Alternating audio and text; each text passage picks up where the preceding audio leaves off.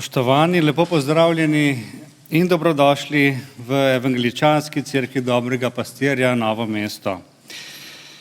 Obvestila za naslednji teden so naslednja. Jutri, v ponedeljek ob 19. uri, je cerkev odprta za tihe molitve ob spremljavi krščanske glasbe. Poleg tega, ker je prvi ponedeljek v mesecu, se tudi molitve izvajajo ob prebiranju psalmov in premišljevanju ob molitvah iz psalma, iz knjige psalmov. V sredo ob 19. uri je bogoslužje namenjeno osebnim prošnjam in posamičnim namenom ter tematskemu predavanju iz Svetega pisma. Naslednjo nedeljo ob 10. uri je kot običajno nedeljsko bogoslužje.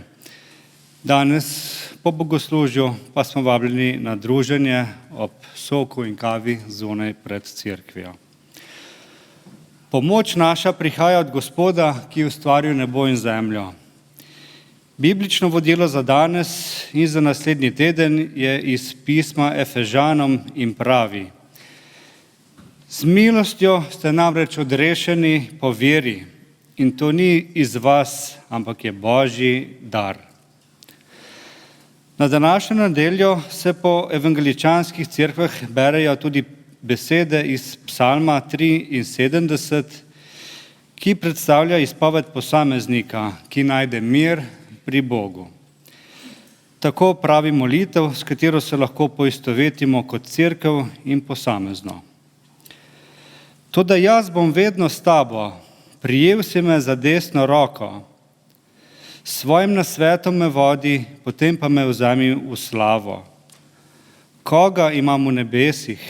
Če sem s teboj, si ničesar ne želim na zemlji.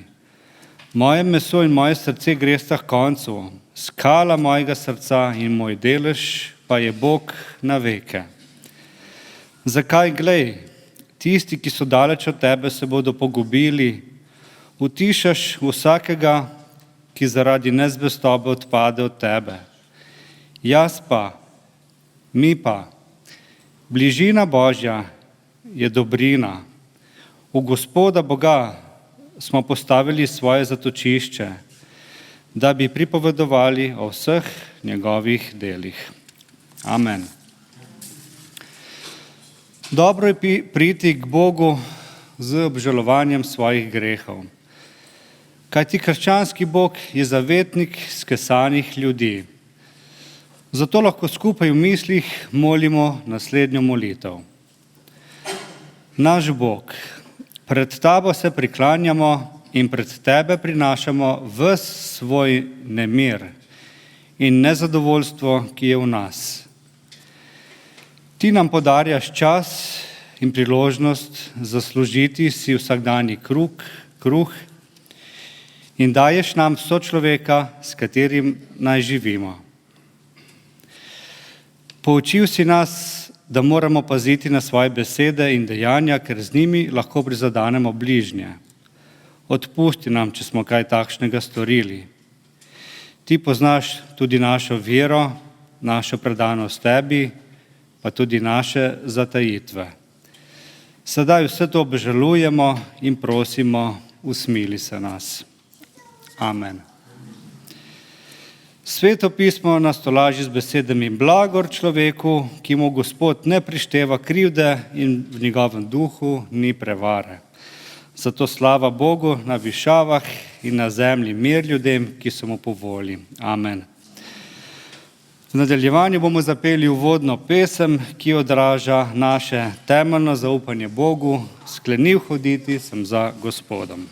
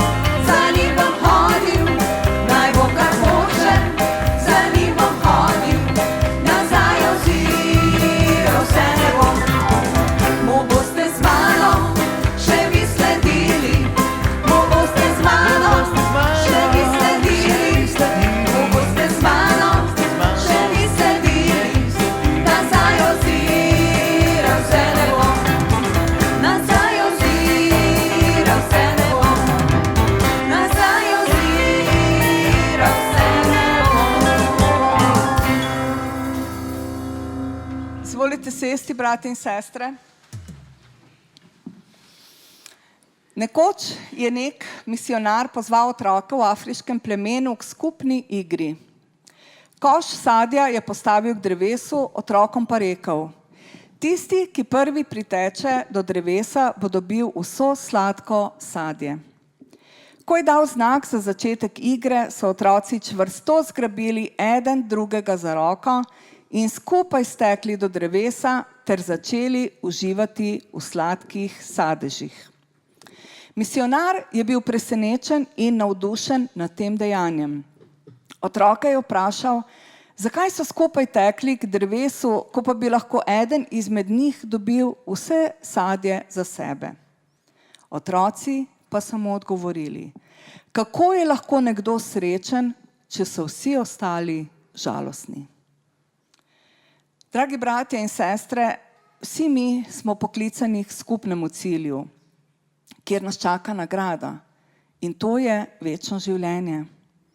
Vprašanje, ki je namenjeno vsem nam, pa pravi, ali smo pripravljeni podati roko bližnjemu in skupaj teči proti cilju po nagrado.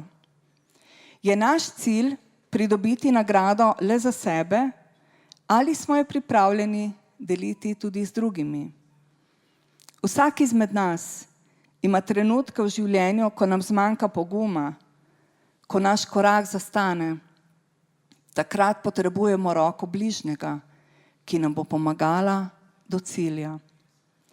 Nekdo je zapisal takole: prosil sem za moč, a Bog mi je dal težave, da me utrdijo.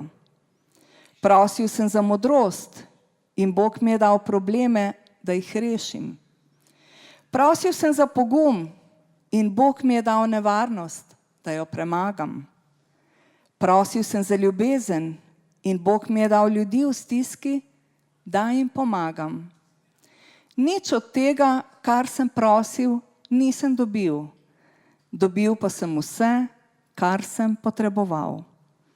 In dragi bratje in sestre, bodimo pogumni, podpirajmo in spodbujamo drug drugega in naša življenjska pot bo lažja. In v nadaljevanju bomo skozi pesmi, ki so hkrati tudi molitev, oboževali in častili to ime, ime Jezus. In prva pesem pravi: on mi je pesem in radost, on je Gospod moj in Bog. Jezus, v tvojem naročju sem varen od nadlog.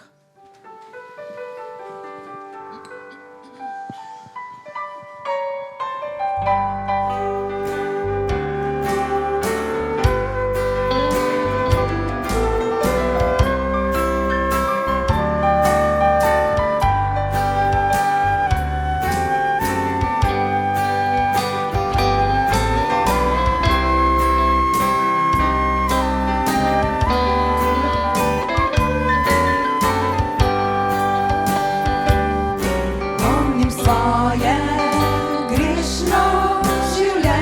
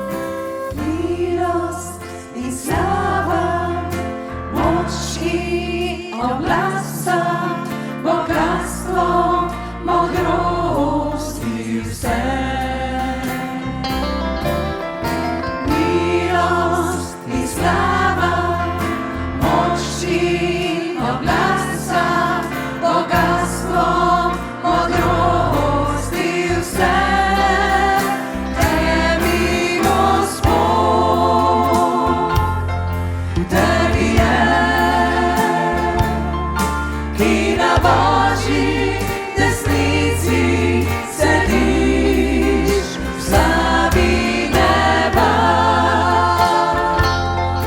večni kralj, ki na Božji desnici sediš, večni kralj. Milost in slava, moč in oblast, bogatstvo, modrost in vse. Milost in slava, moč in oblast, bogatstvo, modrost in vse. V tebi, Gospod, v tebi je, ki na Božji desnici sediš, v slavi neba, večni kralj, ki na Božji desnici sediš, večni kralj.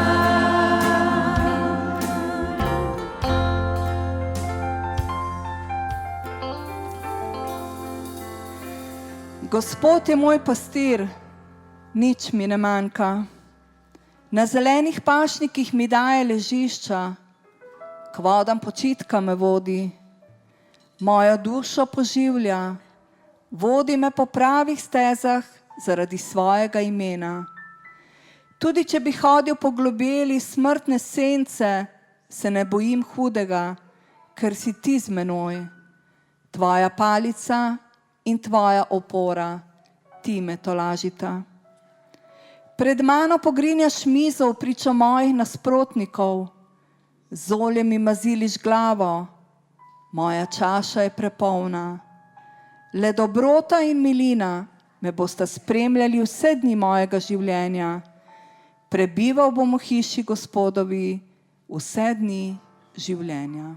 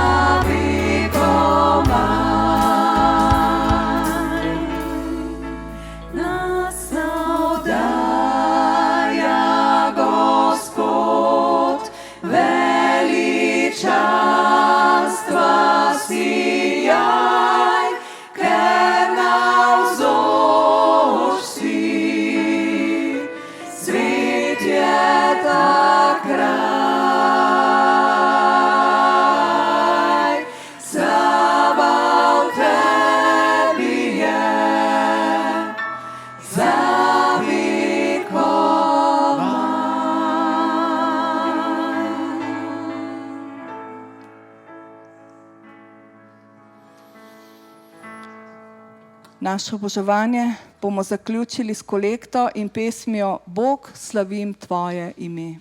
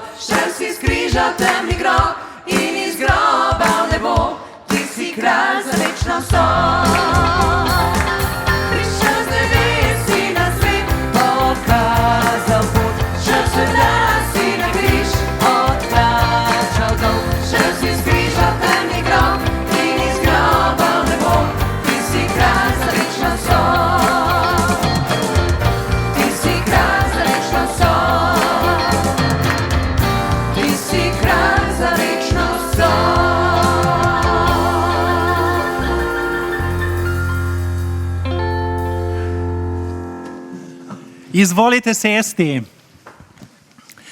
Smo pri Božji besedi in pravilno in pohvalno je, da smo prišli na bogoslužje, saj ni dovolj, da smo samo digitalni kristijani. Res, da imamo veliko zunanjih gledalcev in sledilcev, vendar ko pridemo skupaj, smo občestvo. Tu Bog pomirja trepetajoča srca in utrujeni duši daje veselje od rešenja. In naj naše srce postane oltar, da lahko nanj pade nebeški ogenj svete ljubezni. Če bi ocenil svojo pravičnost takole, če bi zgrešil le 3-krat dnevno, bi me smatrali za dobrega človeka, kaj ne? Bodite prizanesljivi. Vendar, če bom živel 70 let, bom zbral 76.650 grehov. Če le 3 grehe na dan storim. Dobro, da Božja milost presega človeške zamisli o pravičnosti. Božja milost me neprestano zasleduje. In zaradi Božje milosti postajajo poslednji prvi, zaradi pomanjkanja milosti pa postajajo prvi poslednji. Tako je pri Bogu to, kar je rekel Charles Hodge, preden povemo ljudem, kaj naj naredijo, da se rešijo, jim povejmo, kaj je za njihovo odrešenje naredil Bog. Preden povemo ljudem, kaj naj naredijo, da se rešijo, jim povejmo, kaj je za njihovo odrešenje naredil Bog. Ustanimo k poslušanju Božje besede za današnjo nedeljo, kot je bilo že uvodoma povedano, iz pisma Efežanom 2. poglavje 8. vrstica. Z milostjo ste namreč odrešeni po veri in to ni iz vas, ampak je Božji dar. Niste odrešeni iz del, da se ne bi kdo hvalil. Gospod, posveti nas v resnici. Tvoja beseda je resnica. Amen.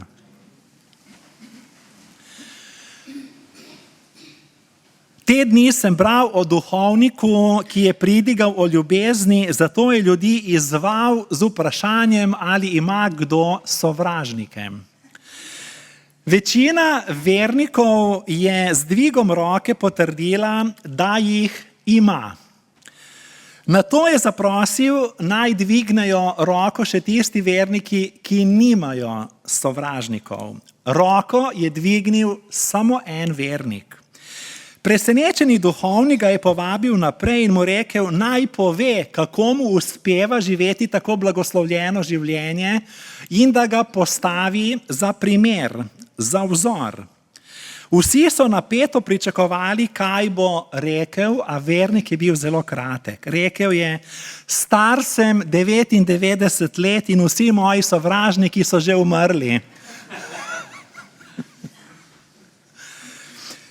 Ljudje se do Boga ne obnašamo le sovražno, ampak tudi uporno. Smo uporniki.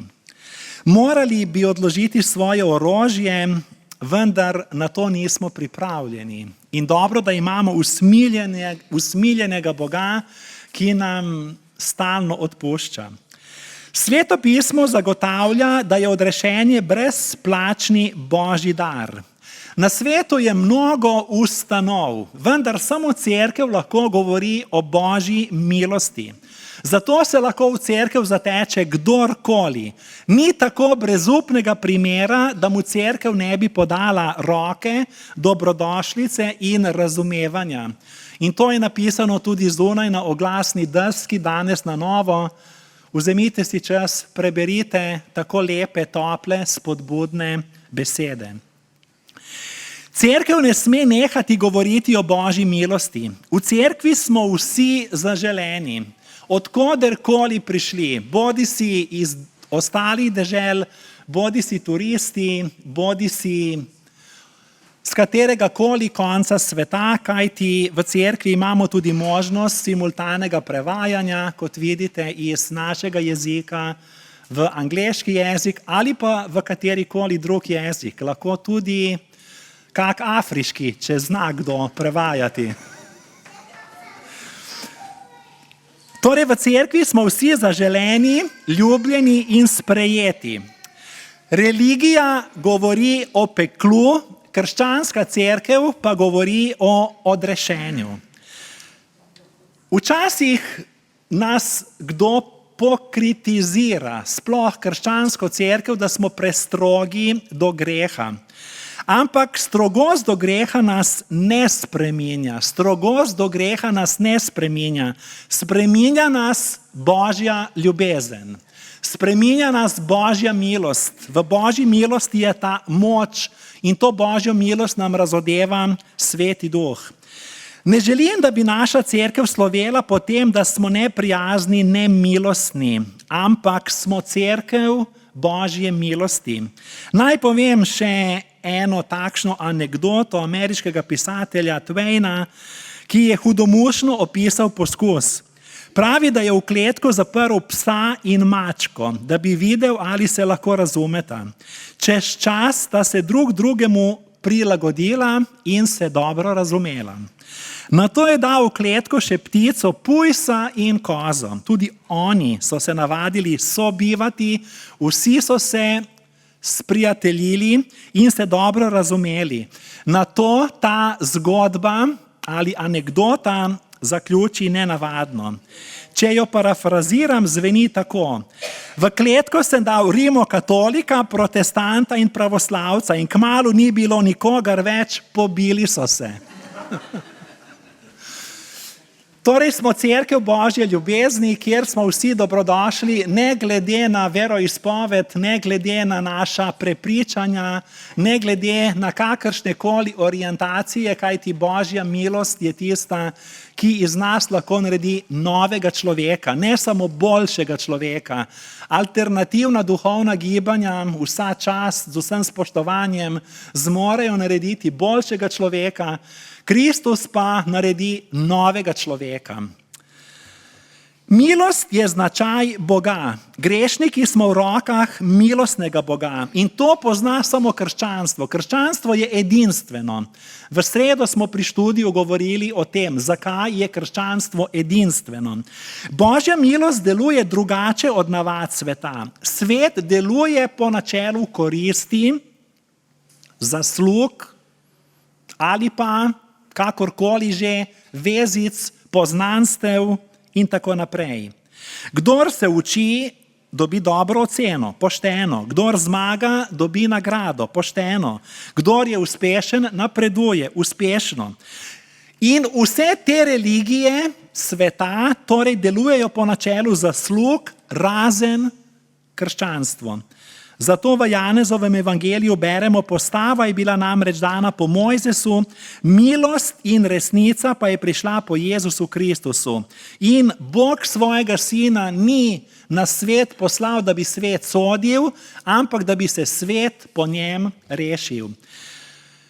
Vsi veliki bogovi in bogovi mitologij in bogovi ostalih religij so veliki, res, vendar so tudi muhasti, nepredvidljivi, včasih krivični, kruti, strogi, jezni, nepošteni. Krščanski Bog pa je Bog, ki je milosten in Jezus Kristus to milost pooseblja. Ko preberemo v Svetem pismu izraz milost, lahko to nadomestimo z imenom Jezus. Beseda milost je najpogostejši izraz Svetega pisma. V Stari zavezi že najdemo ta izraz, v Novi zavezi pa še toliko bolj. Apostol Pavel je besedo milost uporabil tolikokrat, da ne čudi, da ga kar imenujemo apostol milosti. Predtem je bil kot farizejev apostol postave, zakona. Potem pa po srečanju z Jezusom postane apostol milosti. Religija milosti ne pozna na tak način. In če krščanstvo odvzamemo milost, postane gola religija.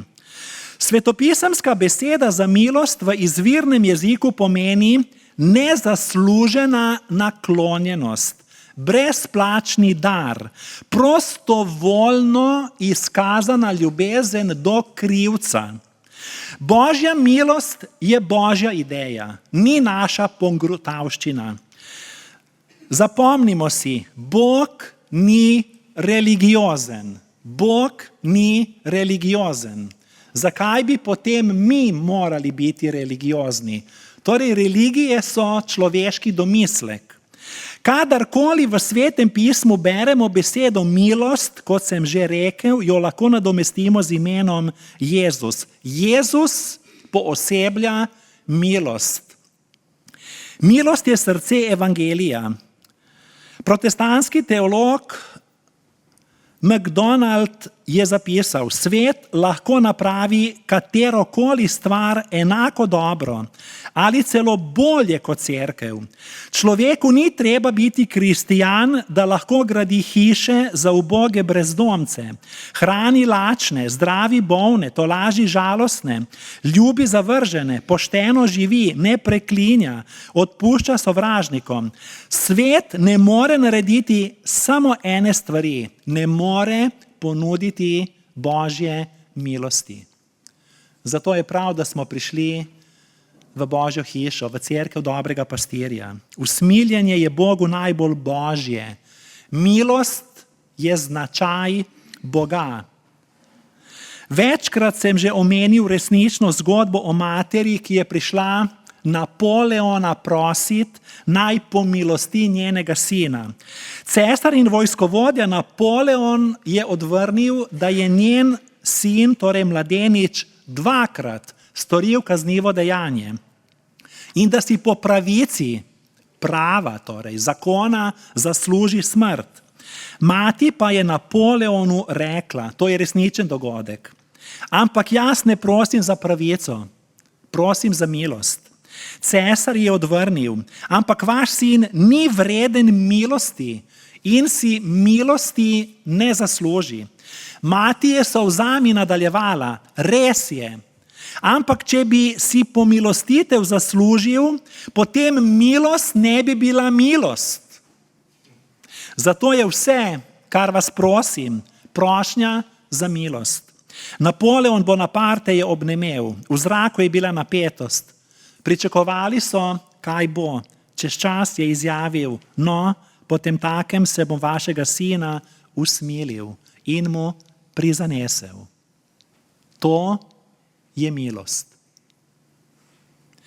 Tudi mi smo bili mrtvi zaradi svojih prestopkov in grehov, v kateri smo nekoč živeli na način tega sveta, ko smo sledili poglavarju oblasti zraka, zlodeju, to da Bog, piše apostol Pavel, ki je bogat v usmiljenju, nas je zaradi velike ljubezni, s katero nas je vzljubil, oživil.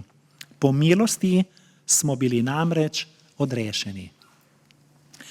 Pisec pisma Hebrejcem pravi, bližajmo se torej zaupnostjo prestolu milosti, da bomo dosegli usmiljenje in našli milost, ki nam bo v pravem trenutku pomagala.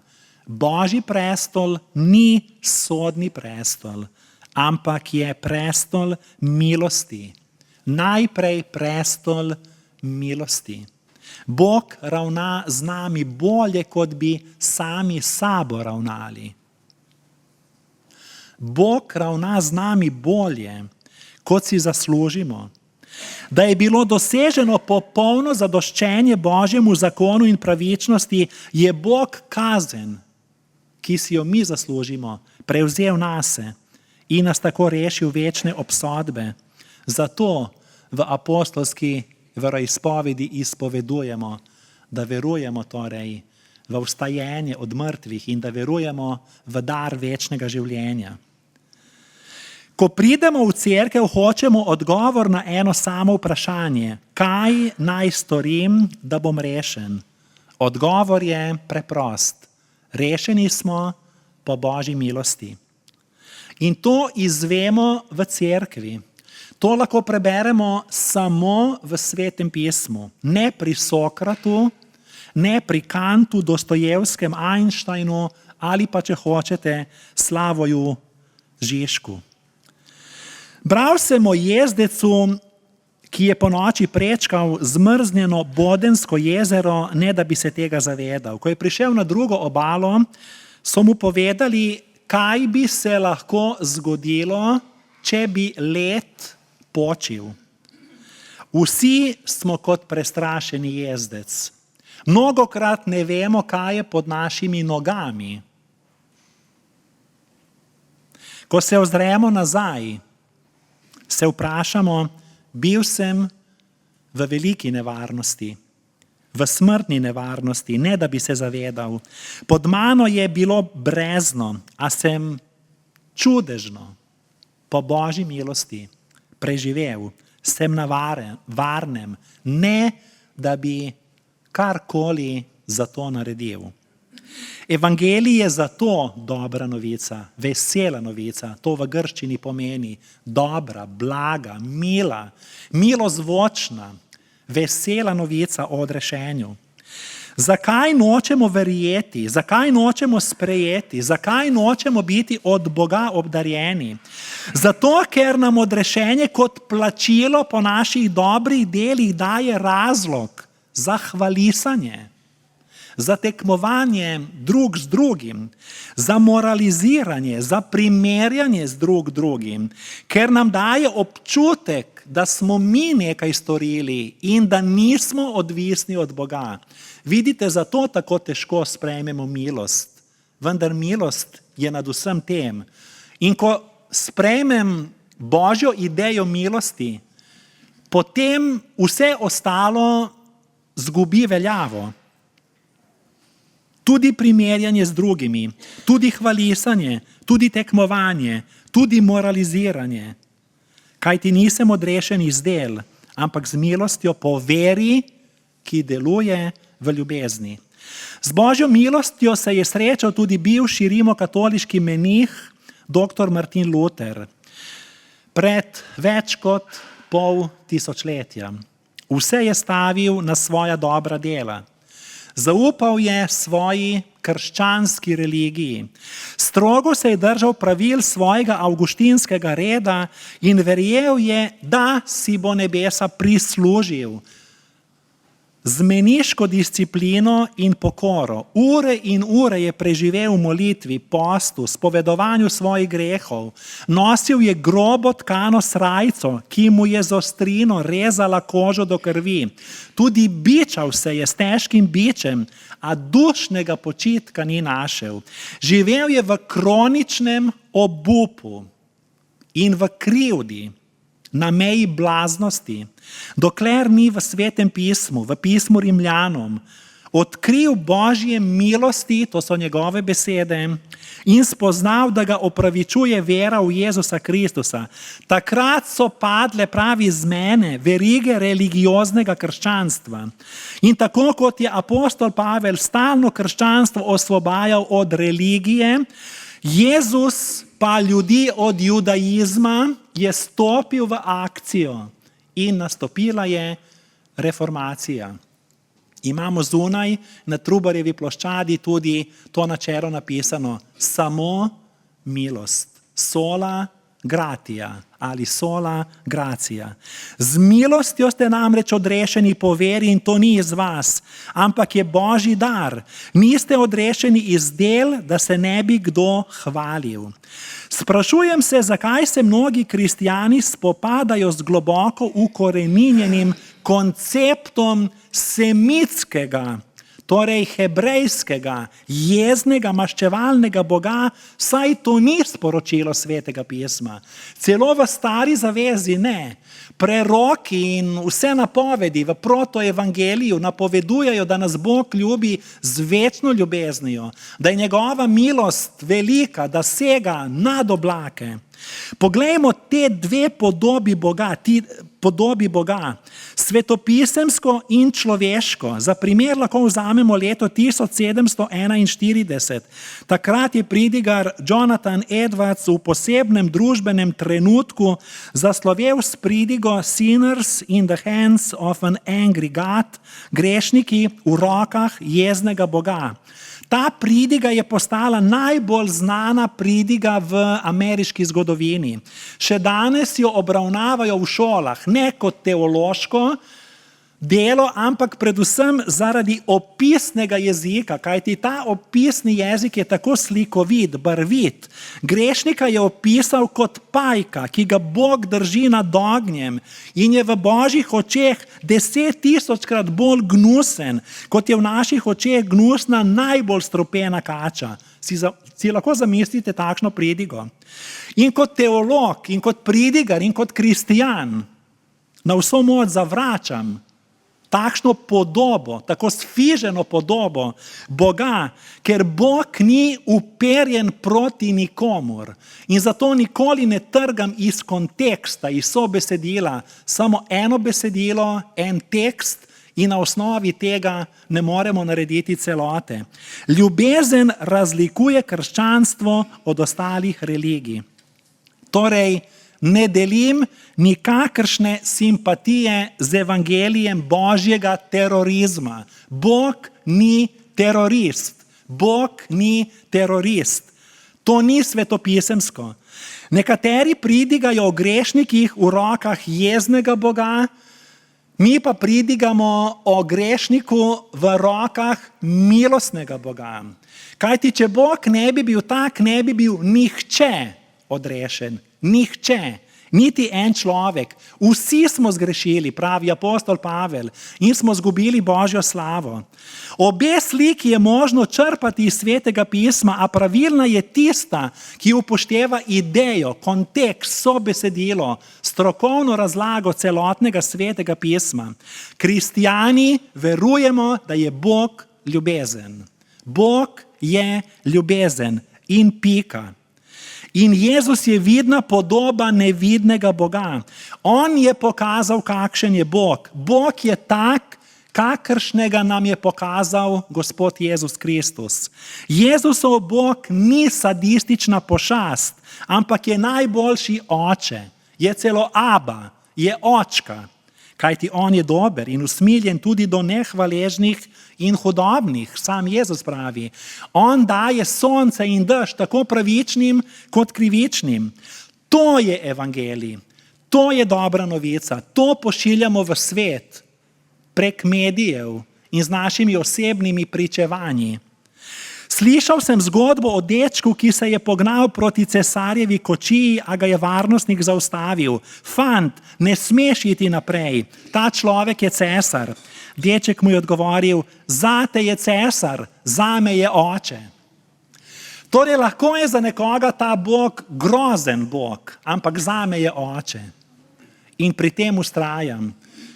Če ne bi bil zame oče, zagotovo ne bi obstal in verjel v edinstvenost krščanstva. Tako lahko planem v očetove odprte roke, kot je to storil ta deček. Zgodnja cerkev je učila, da kdor trdi, da se Bog od hudobnih odvrača, trdi, da se sonce skriva pred slepimi. Vemo, da ni tako. Slep človek ne vidi sonca, ne drži pa, da se sonce skriva pred slepimi. To, da sem odrešen po milosti, ni z mojih del, ni moja zasluga, zato moram biti do milosti odgovoren in hvaležen. Stalno moram, kot je rekel Martin Luther, še nekaj postoriti, če ga prevedem. Nisem še dokončni izdelek za razstavo v izložbi Božje milosti v nebesih.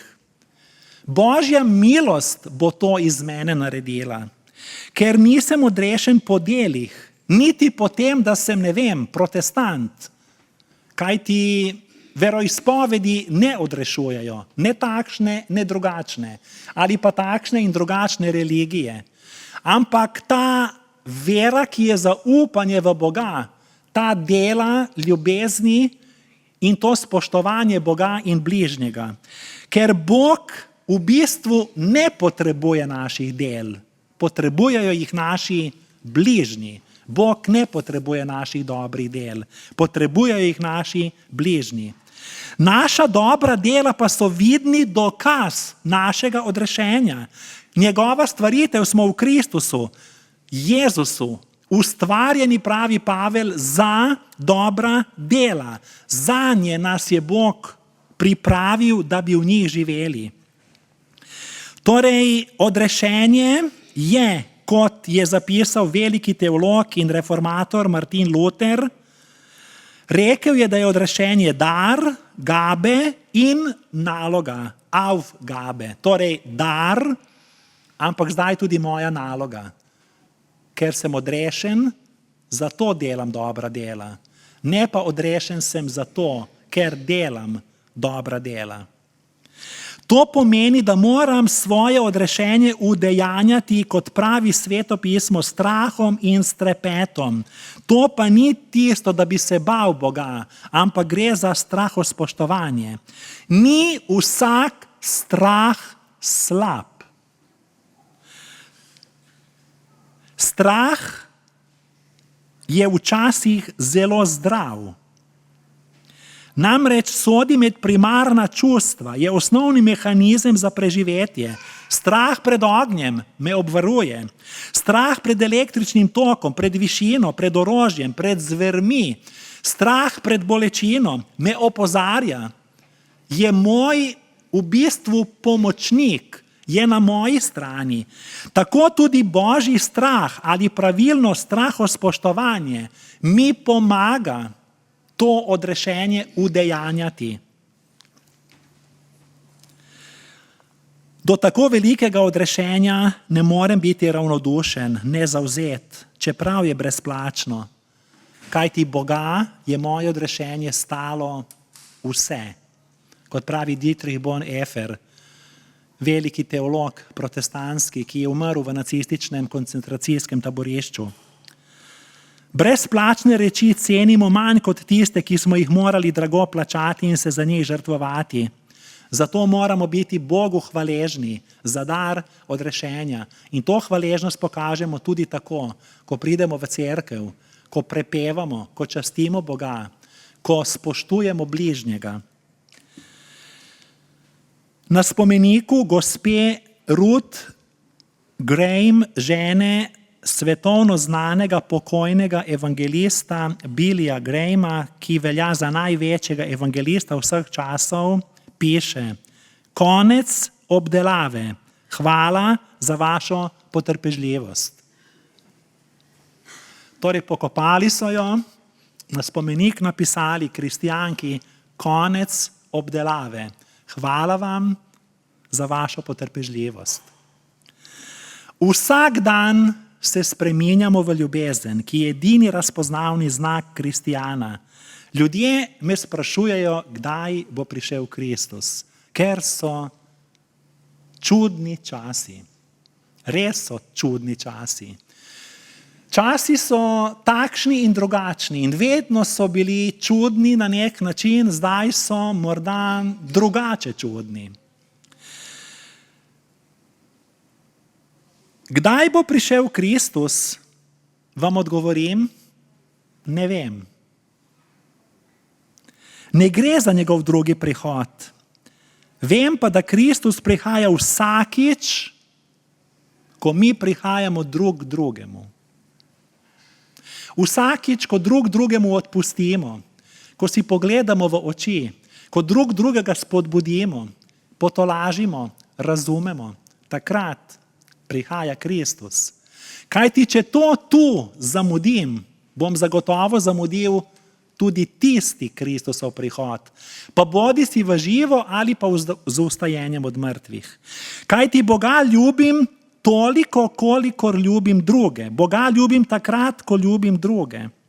Večkrat si ponovim, da od nikogar ne morem zahtevati, da me ljubi, a da mi nihče ne more zadržati ali pa me toliko ponižati, da bi moral nekoga sovražiti. To pomeni strahom in s trepetom dokončati svoje odrešenje. Ne z maščevanjem, ampak z odpuščanjem. Moram postoriti tisto, kar je v meni storil Bog po Božji milosti. Krščansko usmiljenje je najbolj božansko čustvo do človeka. Janez Zlatoust je ponavljal, da se moramo najprej naučiti usmiljenja, kajti biti usmiljen pomeni biti človek. Biti usmiljen pomeni biti človek. Biolog, znanstvenik, antropolog, sociolog, teolog, kdorkoli, psiholog, zdravnik, bo pač imel določene pravilne definicije o človeku. Vendar kako pomembna je ta definicija, na katero pozabljamo, to pa slišimo v cerkvi. Biti usmiljen pomeni biti človek. Biti usmiljen pomeni biti človek. Če nismo usmiljeni, smo nehali biti ljudje. Če Bog ne bi bil usmiljen, preneha biti Bog. Torej bodimo usmiljeni. Pravzaprav zato, ker nismo odrešeni po delih, pa celo ne niti po veri. Kaj ti lahko verujem 100%, pa če Bog ne bi bil milosten, bi lahko rekel, adijo tvoja vera, ampak jaz te ne sprejemam. Torej vse temelji na Božji milosti.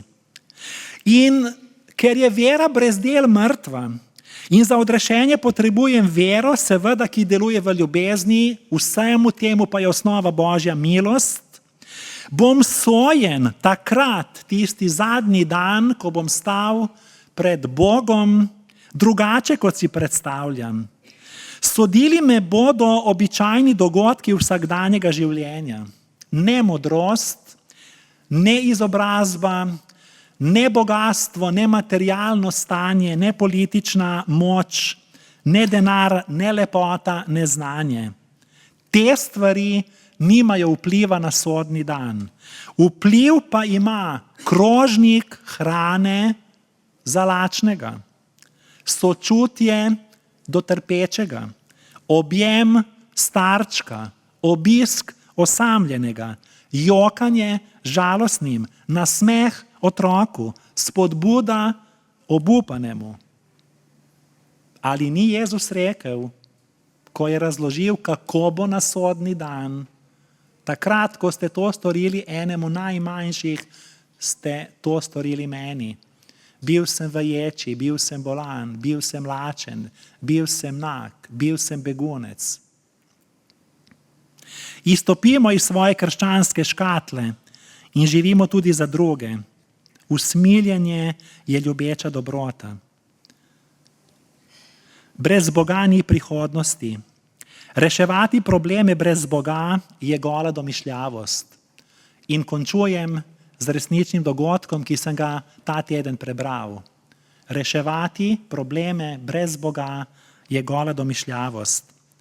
Človek je po naravi krščanska duša in zelo me je ganila zgodba resnična, o kateri se seveda ni govorilo, je pa zapisana. Pred leti je George Bush zastopal Združene države Amerike na pogrebu sovjetskega voditelja Leonida Brežnjeva. Busha je globoko ganila gesta, torej ameriškega predsednika, pravzaprav tihi protest, ki ga je izvedla Brežnjeva vdova. Nepremično je stala ob krsti svojega pokojnega moža, velikega državnika. Toda ko je častna četa pristopila, da bi njegovo krsto zaprli s pokrovom, je žena pokojnega Brežnjeva izvedla dejanje velikega poguma in državljanske nepokorščine, dejanje novega upanja v deželi železnega komunizma. Približala se je krsti in na moževih prsih naredila znamenje križa. In to v železni trdnjavi ateistične oblasti, ki jo je vodil njen pokojni mož. Dotaknila se je prestola Božje milosti. In to tudi ona prenesla naprej. In dobila moč za javno izpoved vere. Torej, izstopimo iz škatel našega krščanstva, kajti nič nam ne manjka. Imamo svobodo, veroizpovedi, demokracijo. Lahko smo celo ponosni na to, da smo kristijani. In imamo toliko možnosti, seveda jih uporabljamo, ne rečem, da jih ne, vendar še bolj smelo, ne na fanatičen, sektaški, vsiljiv način, ker nismo sekta, smo pač krščanska cerkev, ampak oznanjajmo to Božjo milost.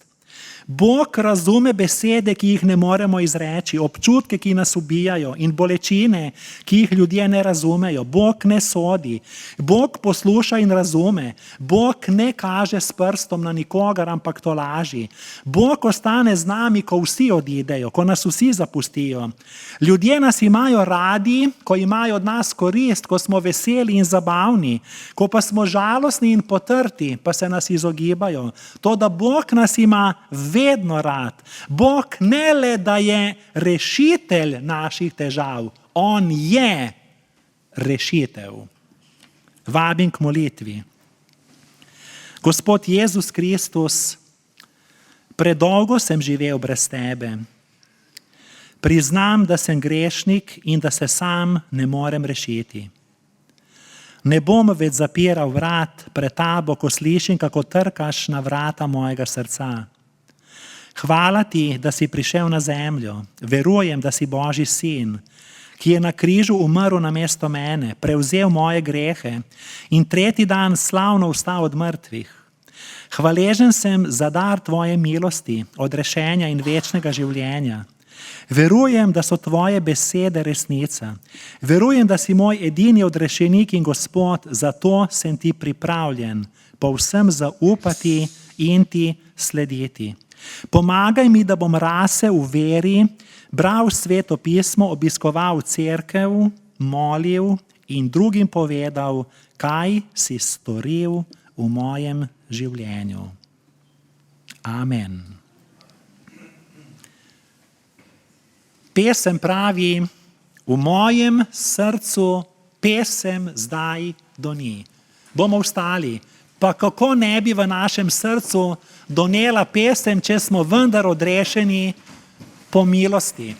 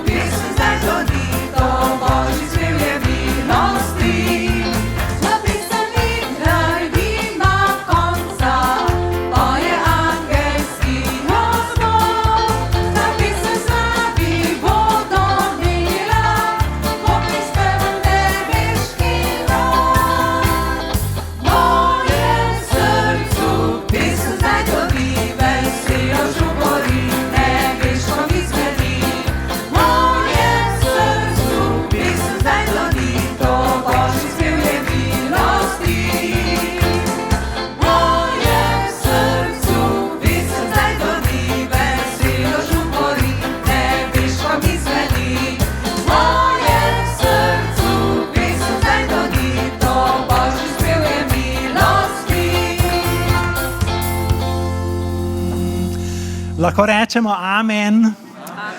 Gospod naj te blagoslovi in te varuje. Gospod naj da sijati svoje obličje na tabo in naj ti bo milosljiv. Gospod naj dvigne svoje obličje na te in ti podeli mir. Amen.